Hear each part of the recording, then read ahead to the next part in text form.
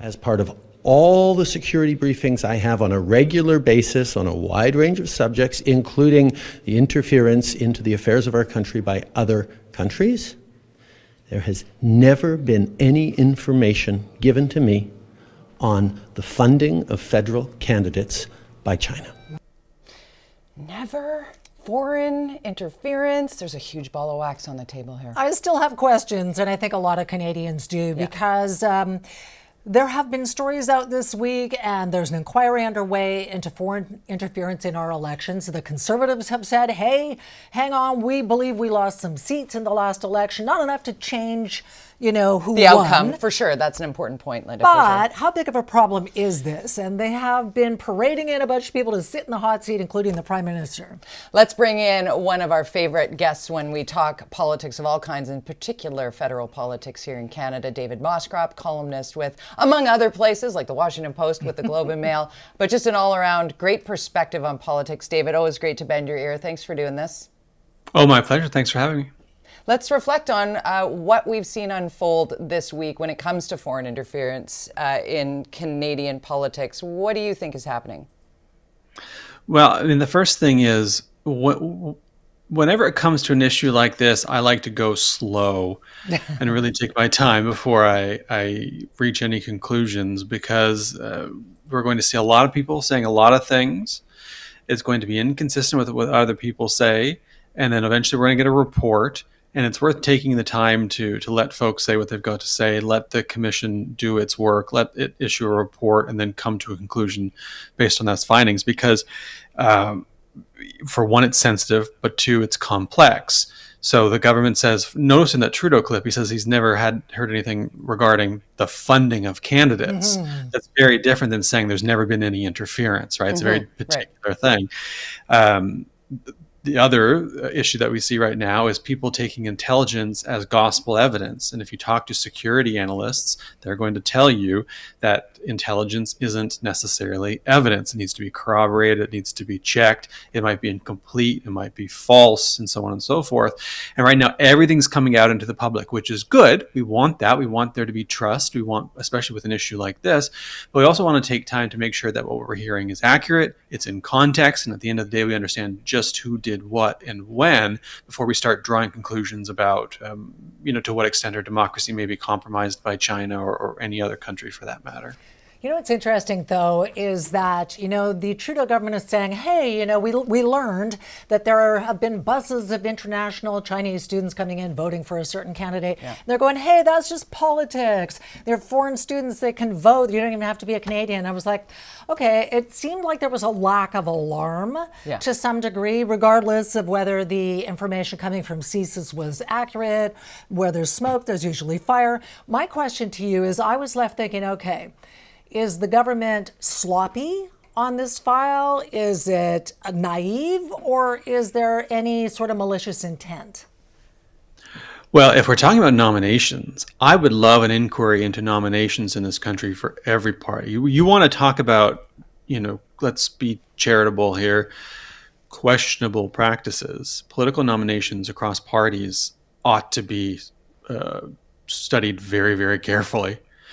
But parties, and I should say all parties, particularly the Liberals and the Conservatives, like that there isn't too much of a light being shown on Sean Shined.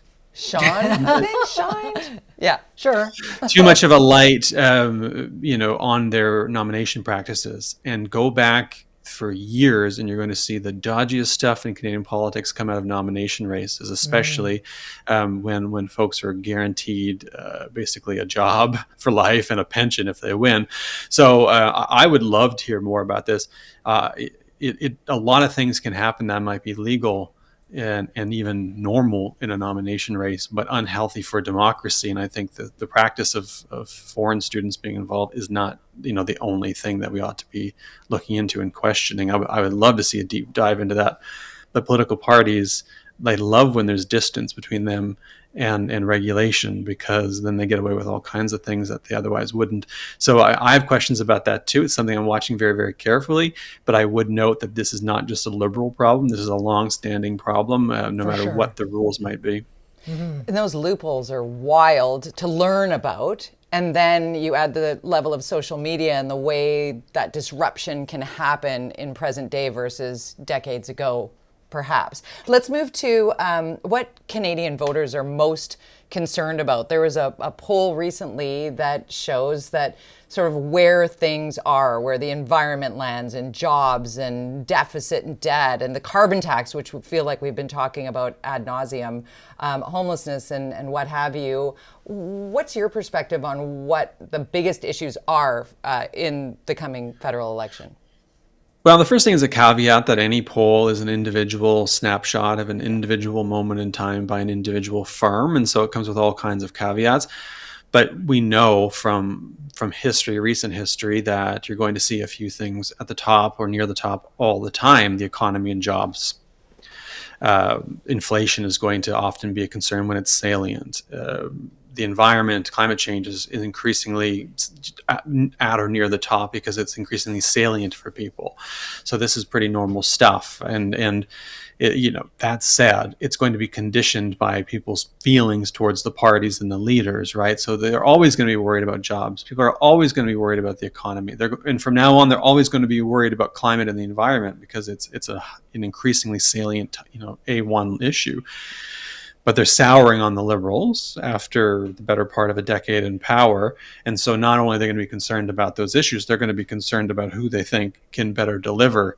And it seems to be that if it's not the Liberals for people, 40% are going to go look to the Conservatives, whether they're conservative by disposition or not, because they're just the next folks, in line, it seems. So it's probably, in some senses, good news for the Conservatives that jobs and the economy are at the top because people are dissatisfied. But they may get a little bite on the behind down the road because people are also worried about climate and the environment, and the Conservatives don't have much of a plan, if any, for that. Yeah, and speaking of polls, there was a new one out from the Angus Reid Institute talking about the deficit, Canadians' concerns about how much money is being spent, and seemingly no plan to actually pay down the debt and the deficit. I think we're at $1.4 trillion now. And then we have the Bank of Canada telling the government, don't spend so much, we got to keep inflation down. And the government is just with a fire hose spending billions of dollars we're promising them in the lead up to the budget. When do we get to the point where nobody cares about paying down the debt? Well, the Liberals will tell you that the Liberals and a number of economists, this isn't just a Liberal thing, will tell you that more of a concern than the debt is the debt to GDP ratio.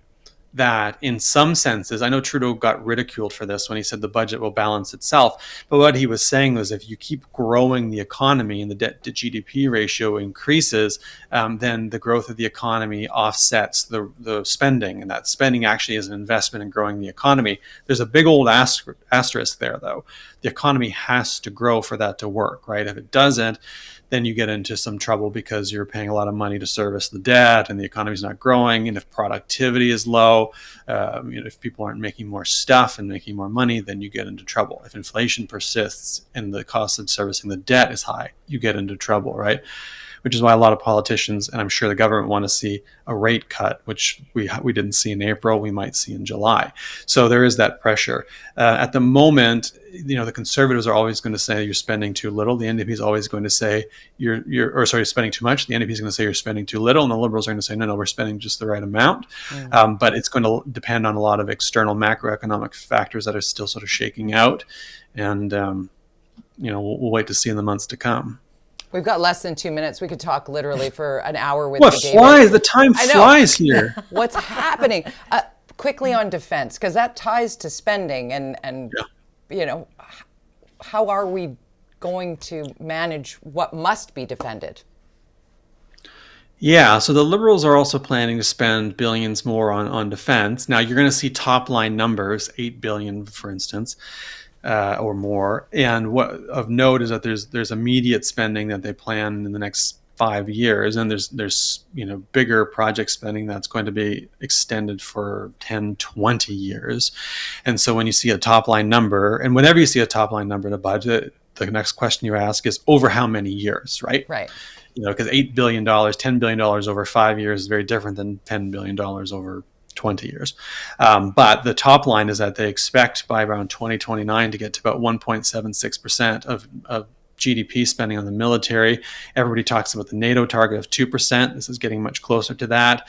It'll be interesting to see if the right wing, if the Tories in particular, support this, because they want Canada to spend more on defense, although they don't want the government to spend more, right? So they're going to have to square that circle. And it's worth asking them, okay, well then, do you support this spending? Because you keep saying we need to spend more on defense, particularly when it comes to defending the Arctic. So a lot of that spending is on looking ahead to defending the Arctic, to dealing with climate change, to dealing with polluters in the north. And let's be honest, I think I'm trying to think of the right way to say this. It's reasonable to say that if we are going to have an armed forces, then you got to fund it. And this country hasn't been adequately funding it for a long time. If you don't think we should, that's a different debate. But if you think we should, then you got to pay for it. And you got to make those investments, and that's what the government's trying to do after years of as some would say, underinvesting. Well, as Jody mentioned, we could talk to you forever. So we'll get you back on because I had many more questions. But David MOSCROP, thanks for your time today. Always a pleasure. Thanks.